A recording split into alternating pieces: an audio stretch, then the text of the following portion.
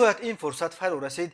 تیم ملی فوتبال تاجیکستان بار اول در تاریخ به مرحله فینالی جام آسیا رو یافت. نو وابسته از نتیجه بازی دور آخرین مرحله انتخابی جام آسیا 2023 در گروه غ با تیم ملی قرقیزستان که امروز 14 ایون در بشکک برگزار می شود، منتخب تاجیکستان تحت رهبری متخصص خرواتی پیتر سگرد حقوق اشتراک در مرحله نهایی جام آسیا را به دست آورد. در حال حاضر بعد دو دوره اول تیم‌های تاجیکستان و قرقیزستان هر دو 6 امتیازی به دست آوردند، ولی به سبب خوبتر بودن تناسب توپ‌هایش تیم تاجیکستان در جدول این گروه در جای اول قرار دارد و برای حفظ مقام اول در جدول برایش مساوی انجام دادن بازی با قرقیزستان هم کافی است. برگزاری مرحله نهایی جام آسیا از 16 ایون تا 16 ایول سال 2023 به نقشه گرفته شده است. قرار درباره در کجا برگزار شدن 18مین جام آسیا در جلسه کمیته اجرایی کنفدراسیون فوتبال آسیا روز 17 اکتبر